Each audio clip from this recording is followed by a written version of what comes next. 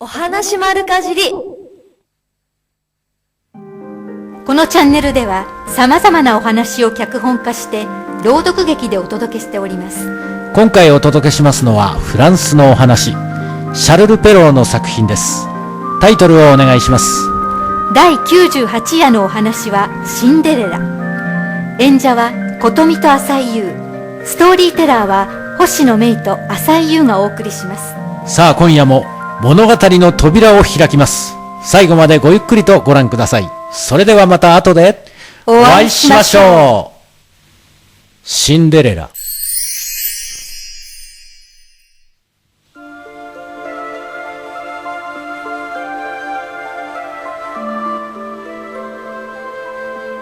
昔、ある国にとても心の優しいきれいな娘がお父さんと二人で住んでいました。お父さんは娘にこう尋ねました。レイラ、私一人ではお前の面倒を見てやれない。新しいお母さんになってくれる人を探そうと思うのだが。私のお母さんは一人だけ。でも、お父さんがそうしたいのなら、いいわ。分かってくれるかね。ありがとう。では、早速探すとしよう。やがて、新しいお母さんが見つかり、お父さんは二度目の結婚をすることになりました。しかし、お父さんはその後、重い病にかかり、私はとうとう、一人ぼっちになってしまったわ。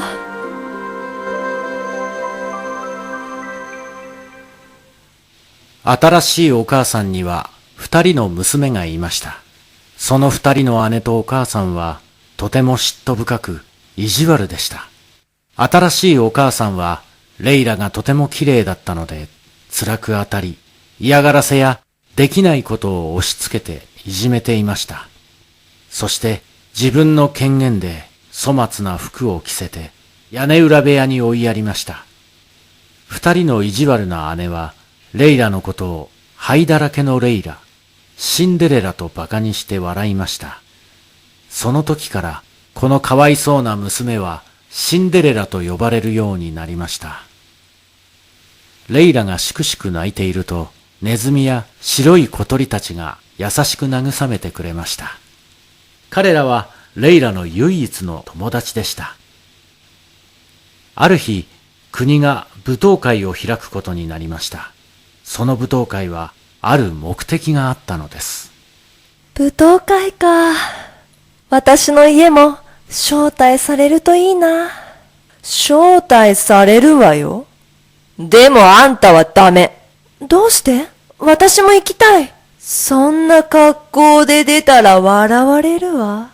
留守番よ。あんたはたくさん仕事があるんだから。余計なことを考えないの。お前を連れて行くとでも思ってるのかい？この家にいさせてもらえてるだけでありがたく思うんだよ。わかりました。シンデレラ、さっさと私の髪を言うのよ。ぐずぐずしないで。次は私。シンデレラ、私の服を揃えてよ。それが済んだら、掃除と洗濯よ。手を抜いたら、夕食はあげないからね。準備ができると、二人の姉とその母はさっさと舞踏会に出かけていきました。一人になったレイラは、こみ上げてくる悲しみに耐えきれず泣いていました。すると、お母さんに似た妖精が現れました。そんなに泣いていては、かわいい顔が台無しよ。さあ、これで涙を拭き。お母さん。妖精は金色に輝くきれいな布をレイラに渡しました。レイラが涙を拭くと、すすや灰で汚れた顔がまるで化粧をしたようにきれいに変わりました。でもレイラの顔は浮かないままです。レイラ、舞踏会に行ってきたら？でも、こんな格好じゃ。大丈夫。私に任せて。そこのかぼちゃを持ってきて。レイラはテーブルにあったかぼちゃを持って妖精に渡しました。妖精は外の道にかぼちゃを置き、魔法をかけました。レナーニャ、ルアビリ、テンパラーネ。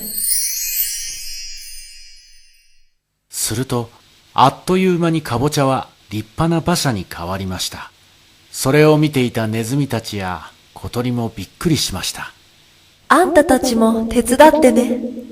そう言うと、妖精はネズミと小鳥に魔法をかけました。レナーニャ、ルアビリ、テンパラーネ。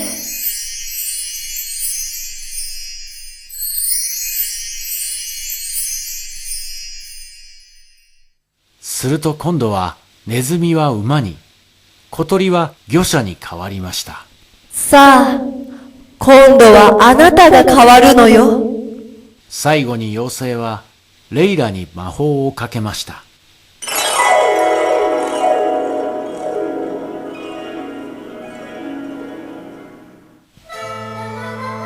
するとレイラの着ていた服がきれいなドレスに変わり、靴はガラスの靴に変わりました。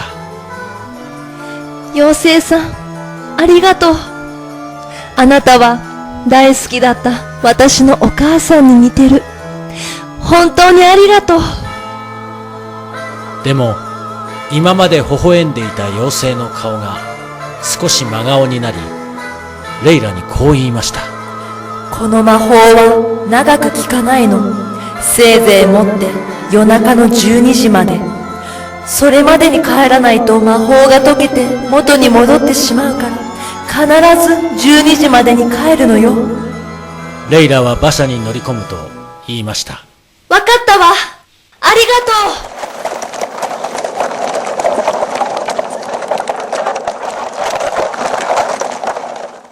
こうして一足遅れでレイラの乗った馬車は走り出し、お城へと向かいました。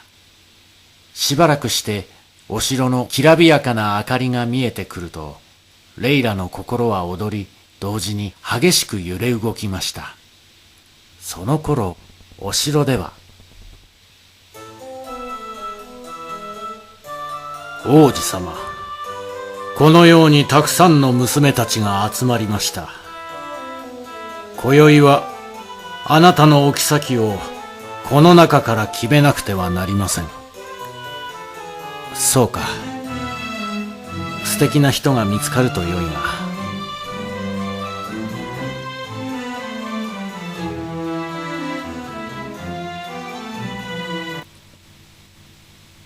皆さん、今日は私のためによく来てくれました。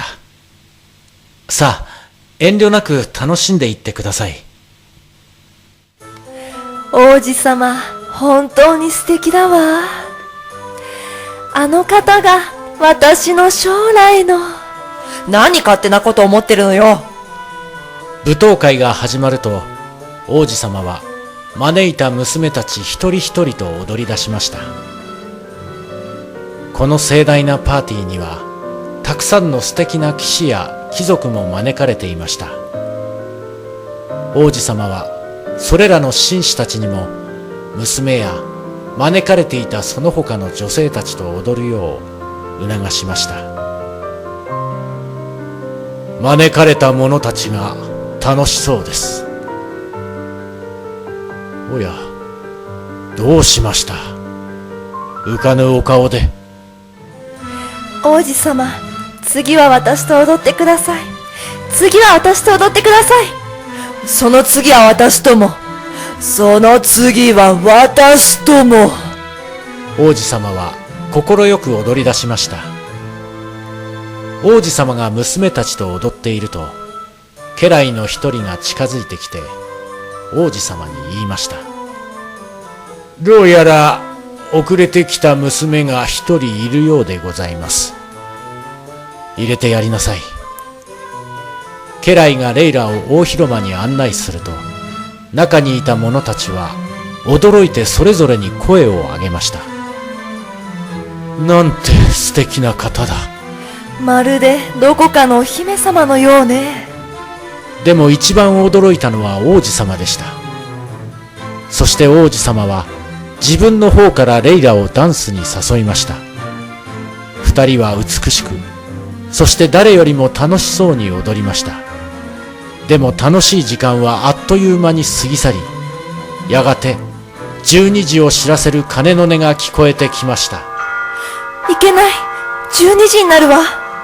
王子様と楽しく踊っていたレイラは、急に慌てて王子様に言いました。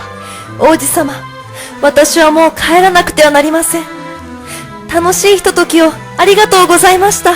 待ってください。もう少し私と踊ってくださいませんか。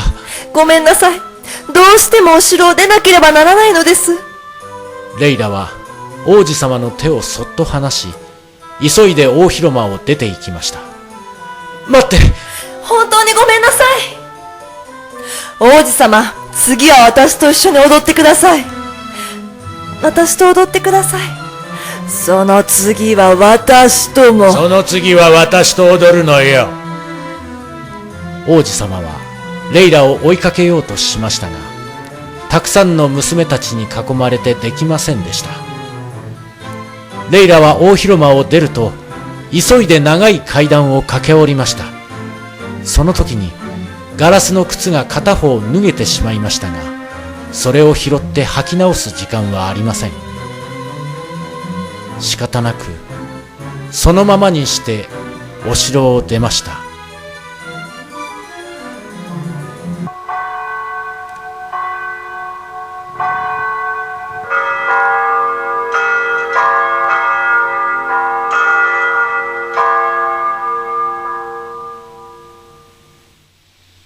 12時の鐘が鳴り終わると、妖精の魔法が解けてレイラのドレスは消え、元のみすぼらしい姿になりました。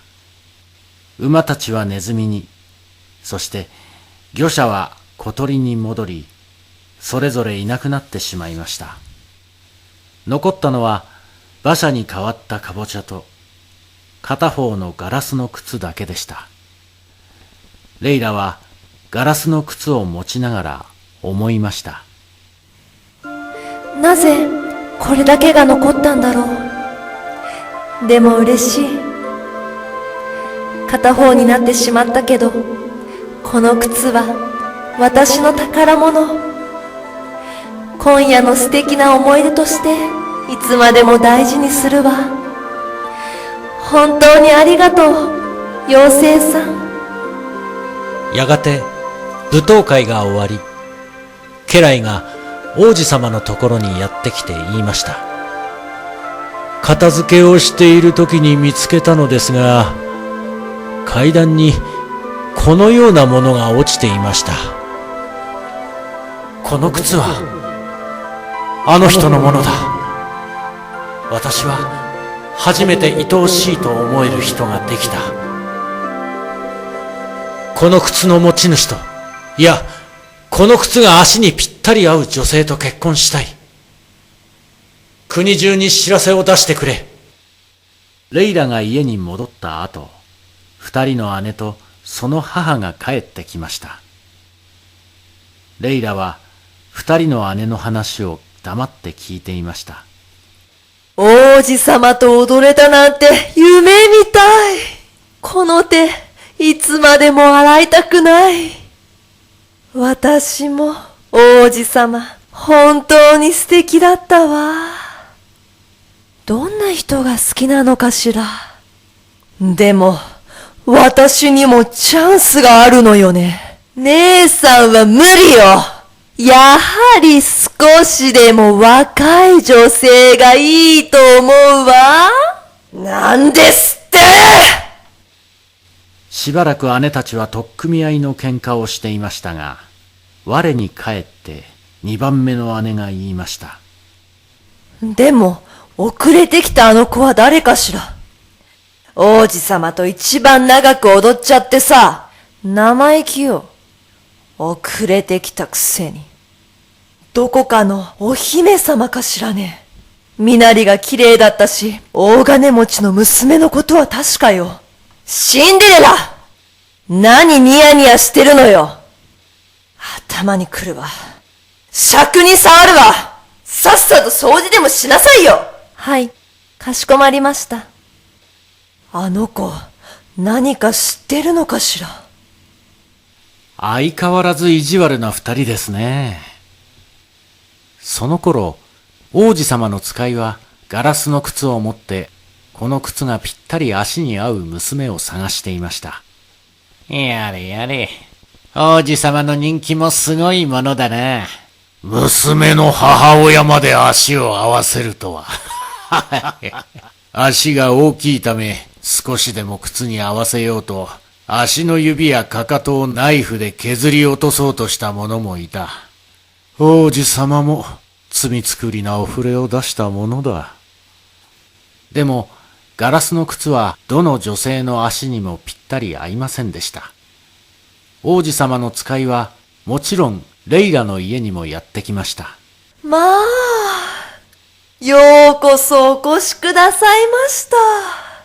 すでにお触れを見てご承知のこととは思いますが、我々はこのガラスの靴に合う足の持ち主を探しています。この家の中で足を合わせてみたいという方はいませんか？私やります。私に試させてください。レイラの上の方の義理のお姉さんが真っ先にガラスの靴を足に合わせましたが、足が大きすぎて入りませんでした。悔しい。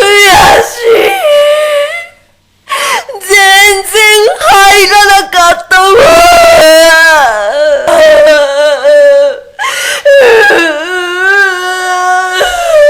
他にどなたかおりませんか？私に履かせてください。次に試したのは、レイラの2番目の義理の姉でした。私は姉さんより足が小さいから、私なら入るわ。そう言って2番目のお姉さんはガラスの靴を履きました。そして苦しそうに言いました。見て！入ったわ！この靴、これで王子様は私のものよ！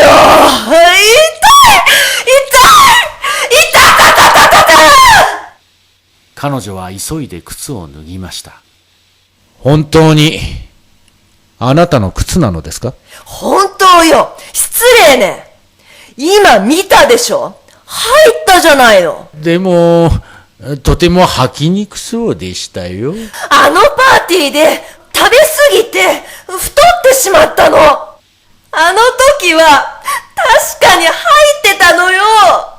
彼女は泣きながら言いました。どうしても信じてくれないなら、こっちにも考えがあります。王子様はこの靴がぴったり合う女性と結婚してくださるのよね。2番目のお姉さんは台所からナイフを持ってきて言いました。このかかとを少し切り落とせば楽に履くことができるわ。これで王子様は私のものよ。待って！そんなことをしてはいけないわ。あんたは引っ込んでなさいよ。その靴、私のです。何ですって？あなたは？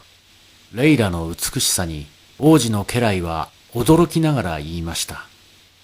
あなたはこの家の使用人ですか？ええ、そうです。それに大嘘つきなんです。この子はあの舞踏会に出ておりませんでした。どうかこの子のことは構わないでください。王子はこの国すべての女性にこの靴を履いて試す自由を与えています。意志のある方は試すことができますよ。あなたはどうしますか？試させてください。二人の姉は、レイラがガラスの靴を履くのを見ていました。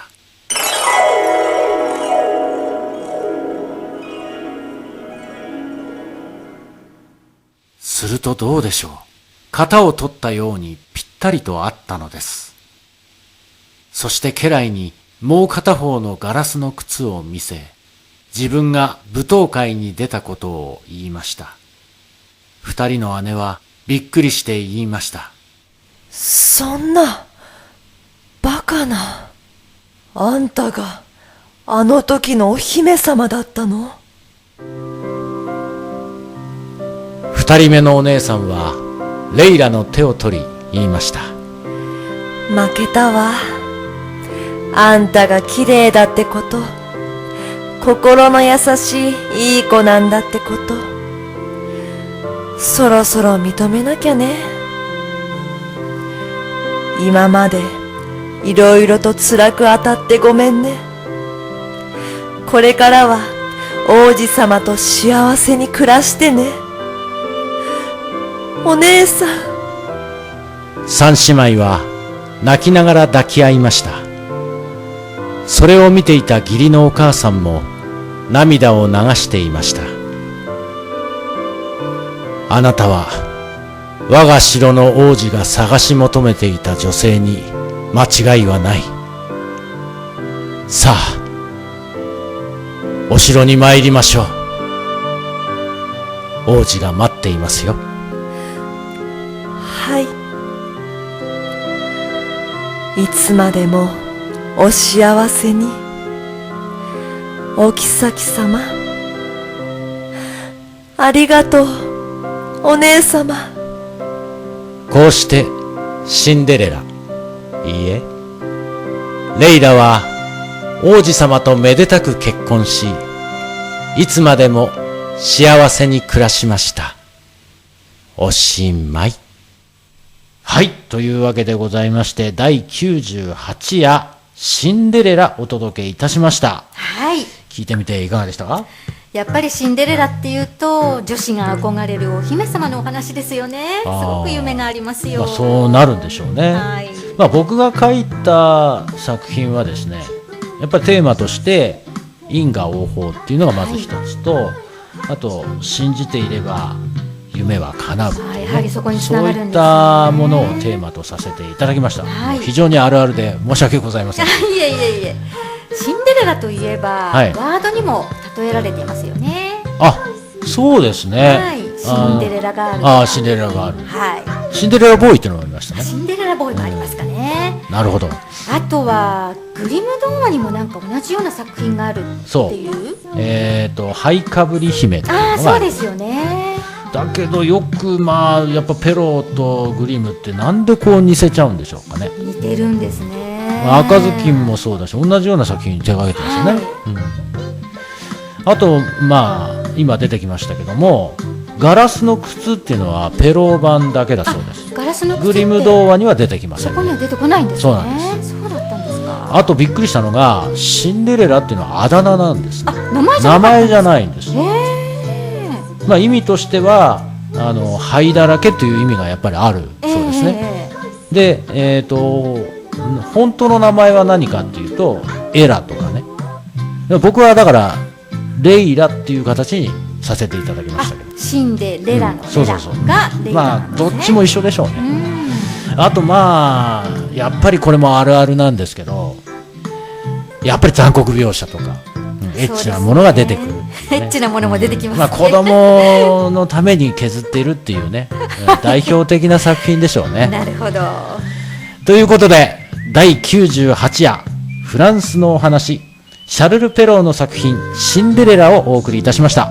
次は日本のお話をお送りします。それではその次回の夜まで健やかな時を。良い夢を。お相手は浅井優と星野芽衣でした。それでは皆さんおやすみなさい。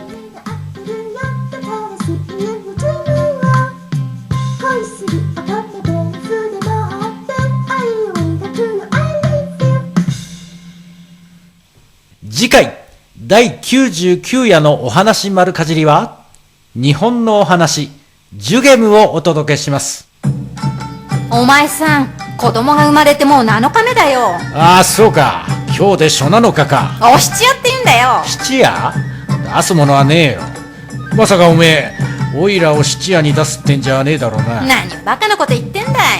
子供の名前をそろそろつけなきゃならないよ。そうか、大事なことを忘れていた。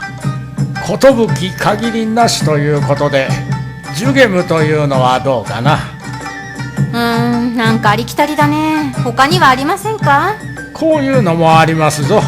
五行のすり切れ、尻切れトンボみてえでどうもいけねえ。他には海砂利水魚の水魚松、他には雲来松、風来松、食う寝るところに住むところ。面倒だ。全部ひっくるめてつけちまおう。次回もお楽しみに。